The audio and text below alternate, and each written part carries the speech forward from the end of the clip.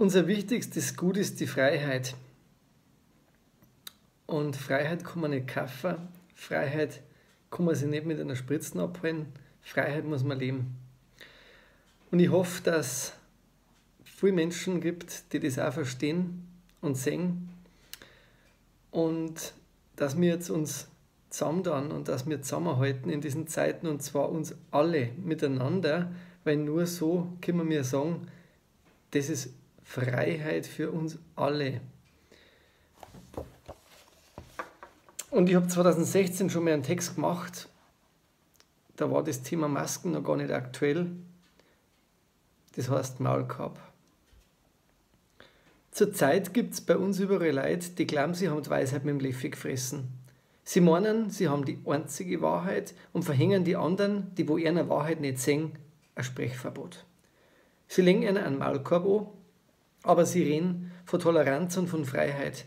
Dabei reden sie aber nur von einer Lösung und einer Ansichten. Interessieren sie aber nicht für die Meinung von den anderen. Ich meine, dass in der Freiheit jede Meinung einkehrt und gesagt werden muss. Denn was ist eine Meinung ohne die Freiheit wert? Wird es nämlich unterdrückt und angehört, dann darf es keine Meinungsfreiheit sein. Wer nicht gehört wird, fühlt sich unverstanden und das führt zu einem dauerhaften Konflikt.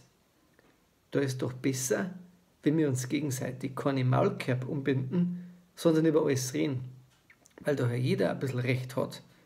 Und keiner weiß doch schließlich ganz genau. Ein Text aus meinem Buch Torboden, Geschichte und Gedichten, der, glaube ich, sehr gut in diese Zeit passt. Und weil es es ja momentan nicht gibt, ich habe mir einen Glühwein gemacht.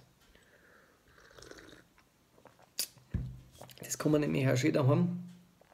Und wenn jeder draußen hinschreibt, zum Nachbarn quasi sagt, du darfst zu mir kommen, machen wir einen schönen Abend mit dem Glühwein, dann haben wir quasi die Glühweinmärkte im Privaten.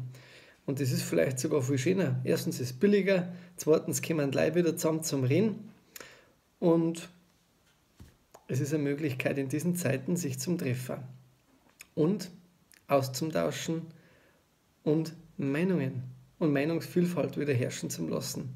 In einem Land der Freiheit. Pfiat euch. Servus.